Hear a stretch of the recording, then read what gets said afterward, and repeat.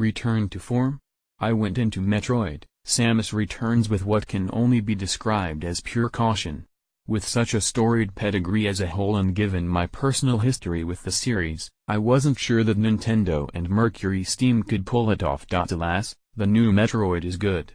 It doesn't redefine the series or take as many risks as it should, but it gives people what they've been wanting for what feels like eons. Metroid, Samus Returns, 3DS developer, Mercury Steam, Nintendo publisher, Nintendo released, September 15, 2017 MSRP, $39.99. It's nostalgic as hell intro that recaps the original Metroid with that classic overture theme helps set the mood as Samus heads to planet SR-388 to eliminate the Metroid menace.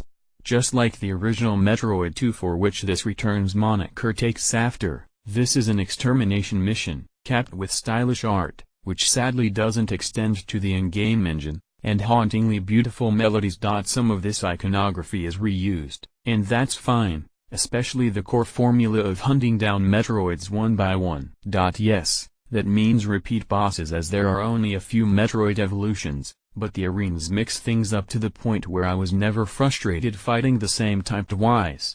There's only one big encounter near the end I didn't like actually. And it wasn't even a Metroid. To beat off the Metroid menace you'll be using the newly acquired down powers, which bring a form of magic, complete with an MP meter, in the fray. Scan Pulse, which shows off hidden areas, is the first, followed by a shield, more powerful bullets, and a time slower. All of these but the scanner can be useful in combat, and all four funnel back into exploration.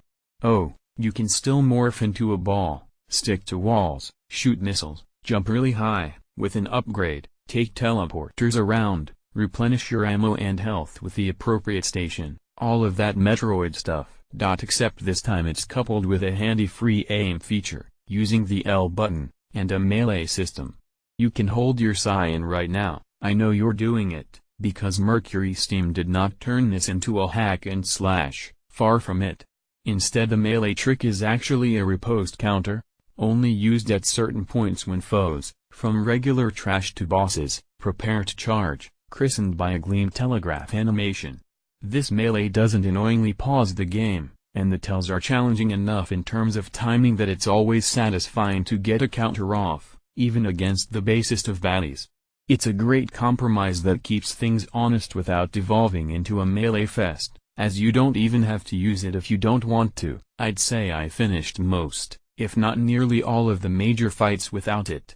You might want to though, because while getting around is easier with a perpetual map and a scanner power, enemies hit hard as hell.